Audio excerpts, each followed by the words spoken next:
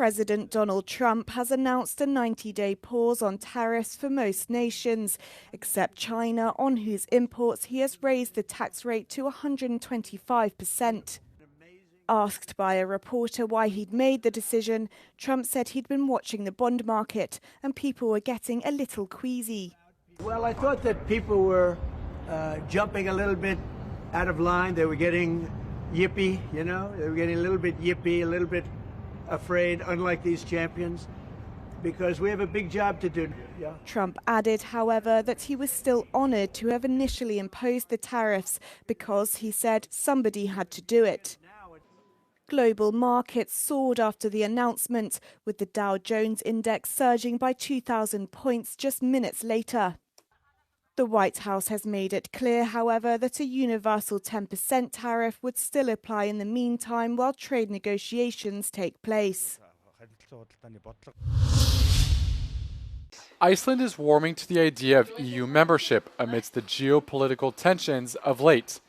A recent poll showing 45% support membership, as Iceland's Prime Minister Frostadetir discusses the issue of an EU referendum slated for 2027 in an interview with Euronews. Her biggest concern is that the debate remains polarized as she seeks to have a balanced discussion about EU membership. The EU isn't a defense alliance in and of itself, even though it's building itself up. We should join the EU as part of a broader picture. I don't want to drive our EU accession talks based on fear. I don't want it based on this is the only possibility we have. This is the only way forward for Iceland. This is the only way to progress. I think that's going to lead to a polarizing debate. Iceland has important bilateral relations with the United States, but the Prime Minister remains firmly behind Europe, believing a stronger Europe means a stronger ally for the U.S. It's very important for us that any security engagement, any sort of change in that relationship doesn't mean that it's excluding the U.S., but that it's maybe changing the relationship between the two, because Iceland really thrives on that transatlantic unity being in place. In light of the 10% tariffs announced by Trump last week, Iceland has decided not to impose counter tariffs on the U.S., choosing to negotiate rather than escalate. We are not going to respond with our own tariffs. I mean, we believe in free trade. We're a small economy. Our strength in that sense is more how we negotiate our ways through those tariffs, but also how we engage with other countries.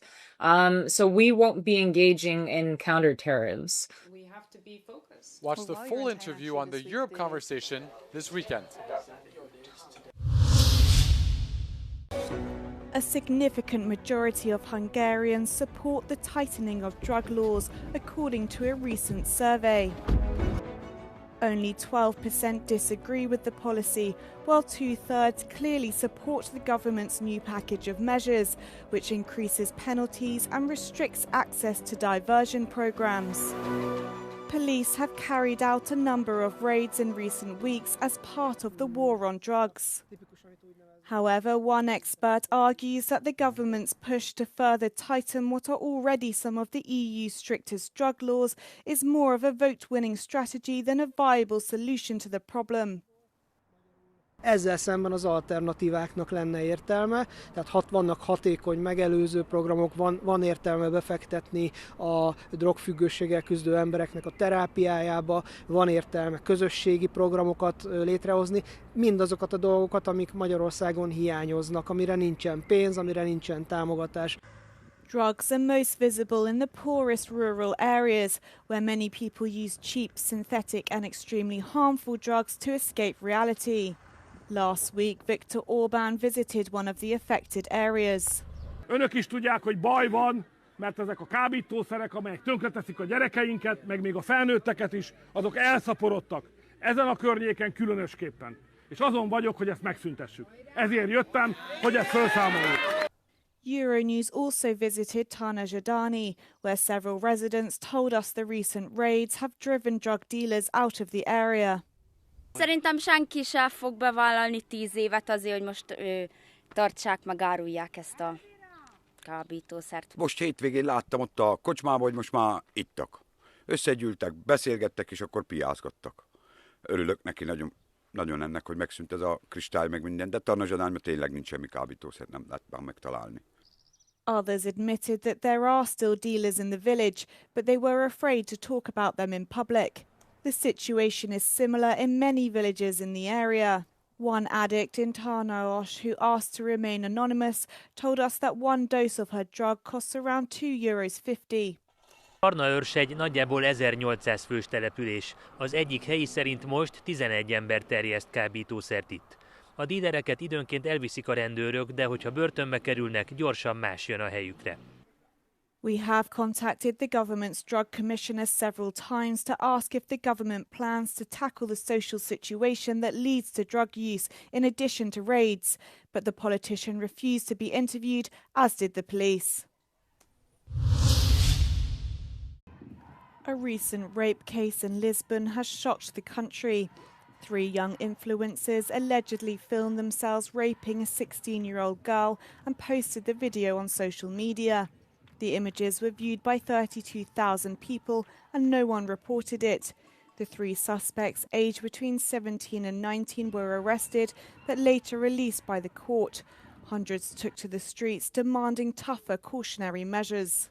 São muito brandas para casos tão graves, e neste caso específico em que eles são influencers, têm as suas plataformas com muitos seguidores.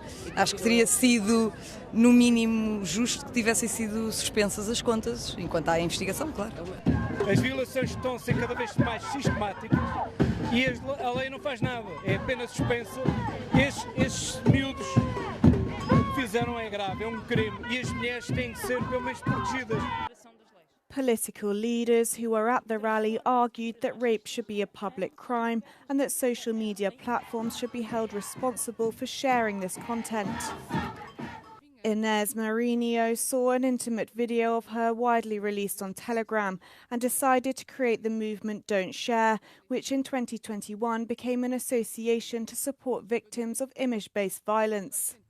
Eu acho que as pessoas já têm, com estes grupos todos de partilha de conteúdo íntimo, com todas estas pessoas a falarem abertamente e de forma violenta contra as mulheres, meio que isto está um bocadinho banalizado e normalizado e que as pessoas estão dessensibilizadas. Young people's early exposure to the internet has increased access to pornographic and violent content.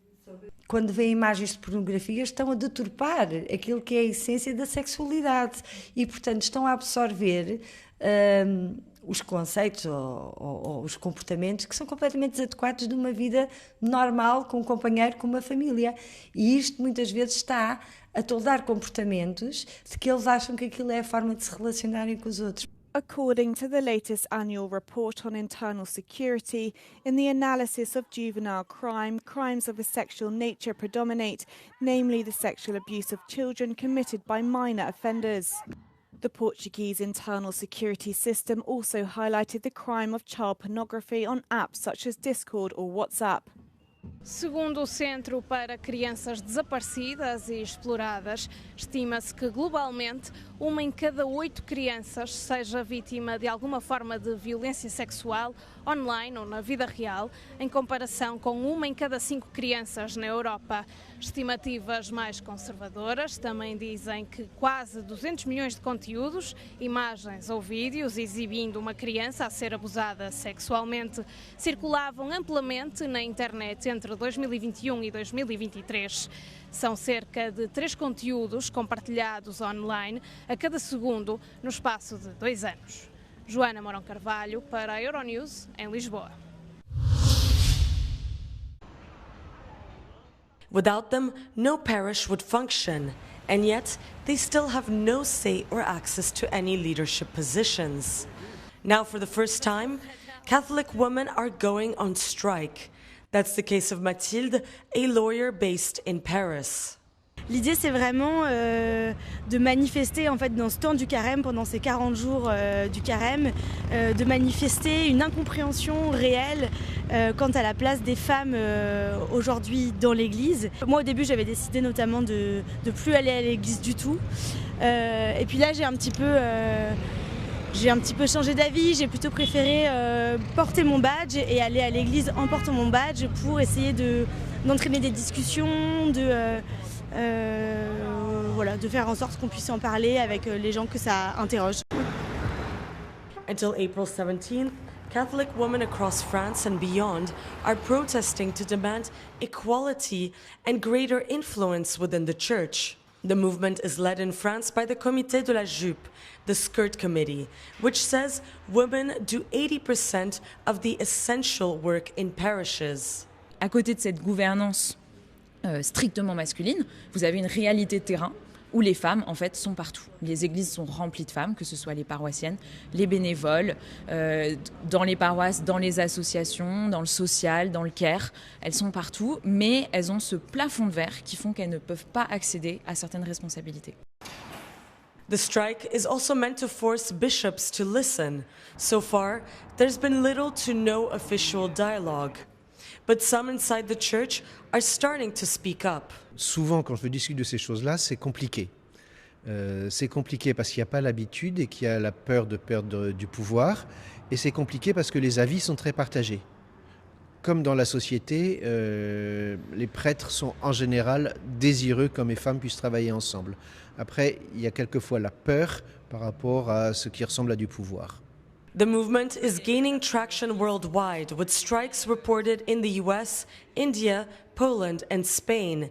In France alone, the Skirt Committee says its membership has grown to over 300 members. As Catholic women are raising their voices, this time they're not just asking to be heard, they're demanding real change.